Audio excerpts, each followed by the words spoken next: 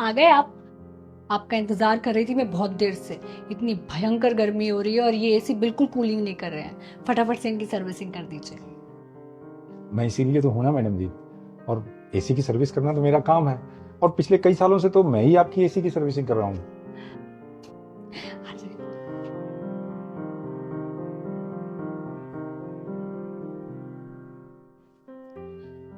आइए। ये वाला एसी है जो बिल्कुल कूलिंग नहीं कर रहा है। आप पहले एसी की सर्विस कर दो।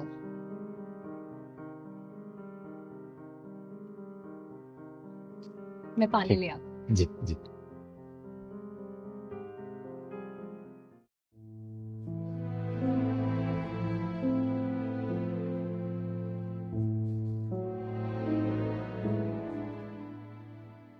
हूँ।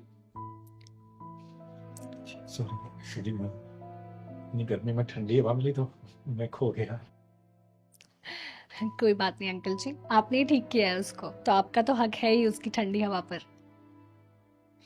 अच्छा हाँ, ये लीजिए।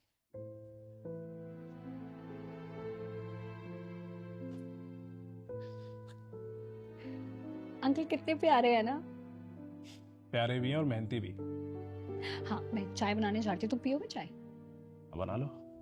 ठीक है। अब कौन आ गया? मैं देखती हूँ। अंकल आप कुछ छूट गया क्या आपका? जी नहीं, छूटा कुछ नहीं है। मैं बस आप लोगों से कुछ सिफारिश करने आया था। सिफारिश? बताइए क्या हुआ। अभी जब मैं आपका एसी ठीक करके उस एसी की हवा खा रहा था तो मुझे अपनी पोती की याद आ गई। आपकी पोती? जी, 12 साल की है, छठी कक्षा में। अंकल जी, आपकी पोती का हमारे एसी से क्या कनेक्शन है? साहब जी, इस जान निकाल देने वाली गर्मी में वो दोपहर के ठीक 2 बजे चिलचिलाती धूप में अपने स्कूल से पैदल घर आती है।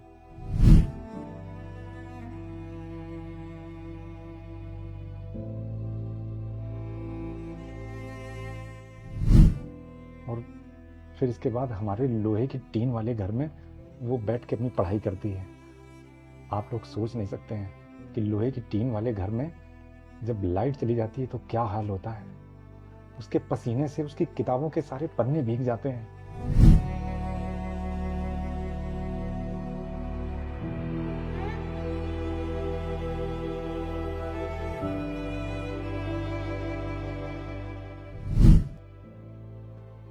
देखिए, मैं आप लोगों को पिछले कई सालों से जानता हूँ और मुझे आप लोगों पे पूरा भरोसा भी है।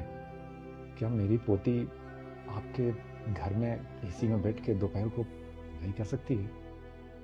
एसी तो आपका चलता ही रहता है ना। अगर वो यहाँ दोपहर को पढ़ाई कर लेगी तो उसे ये भीषण गर्मी नहीं झेलनी पड़ेगी और उसकी पढ़ाई भी अच्छी हो जाएगी। वो आपको परेशान बिल्कुल नहीं करेगी, ये मेरी गारंटी है। ठीक है अंकल, तो आप कल से एक काम करना, आप अपनी पोती को यहाँ छोड़कर चले जाना मेरे पास। मैं घर पे ही रहती हूँ और मोस्ट ऑफ द टाइम ना मैं अकेले ही रहती हूँ, तो उसके बहाने से मेरा भी मन लगा रहेगा। और जब भी मुझे टाइम मिलेगा ना तो मैं उसे पढ़ा भी दिया करूंगी। और परेशान होने वाली कोई बात नहीं है, मैं उसके साथ खेलूंगी भी, अच्छे से टाइम स्पेंड करूंगी। बहुत बहुत धन्यवाद आपका। आप दोनों का बहुत बहुत धन्यवाद।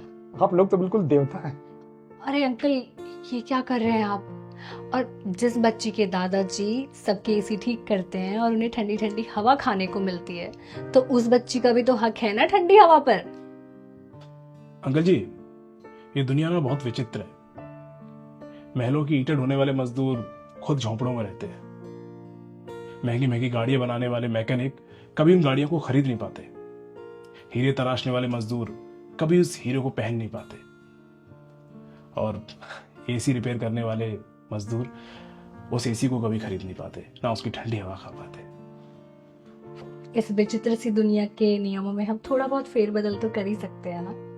तो आप कल से उसे छोड़ जाना दोपहर में, और शाम को जब आपका काम खत्म होगा तो आप ले जाना। ठीक।